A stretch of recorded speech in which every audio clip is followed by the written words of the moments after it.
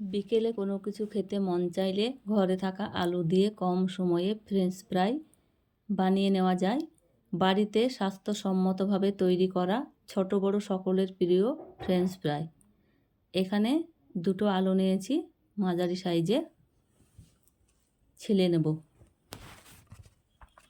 আপনি যদি আমার চ্যানেলে নতুন হয়ে থাকেন, চ্যানেলটি সাবস্ক্রাইব করে নিতে পারেন। আপনি যদি কাজটি অলরেডি করে থাকেন, আপনাকে অসংখ্য ধন্যবাদ। কুক অ্যান্ড ফুড থেকে সবাইকে স্বাগত জানাচ্ছি। আশা করি যে যেখান থেকে ভিডিওটি দেখছেন সবাই ভালো আছেন ও সুস্থ আছেন। এইভাবে আলুগুলাকে কেটে নিয়েছি মিডিয়াম সাইজের। আলুগুলা যাতে একই রকমের হয় সেই দিকে লক্ষ্য রাখতে হবে। একই রকম কাটলে পরে ভাজার সময় ভালো হয়।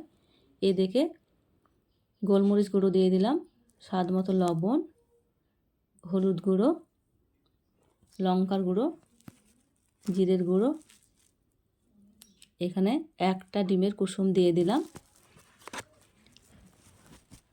1 চামচ কর্নফ্লাওয়ার। সব কিছু ভালোভাবে মাখিয়ে নেব। খুব সুন্দরভাবে মাখিয়ে নিতে হবে যাতে সব আলুর সঙ্গে ভালোভাবে মাখা হয়ে যায়।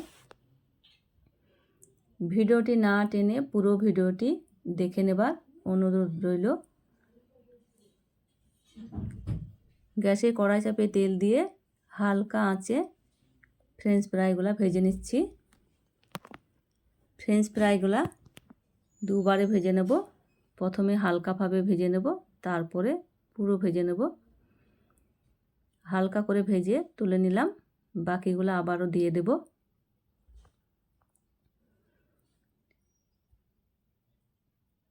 ঘরে থাকা মশলা দিয়ে খুব সহজেই বানিয়ে নেওয়া যায়।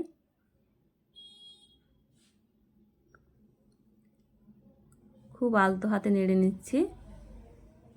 এইভাবে উল্টে পাল্টে ভেজে নিতে হবে।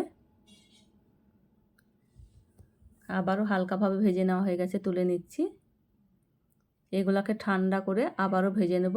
ঠান্ডা হয়ে গেছে, আবারও দ্বিতীয়বার ভেজে নিচ্ছি। এই সময় খুব ভালোভাবে মচমচে করে ভেজে নেব। এইভাবে ভেজে নিলে খেতে তো অসম্ভব মজার হয়। বাদামি কালার করে ভাজা হয়ে গেছে, তুলে নিচ্ছি।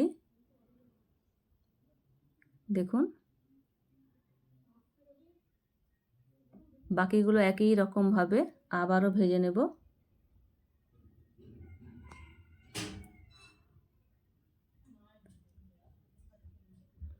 ভাজা হয়ে গেছে, আবারও তুলে নিচ্ছি।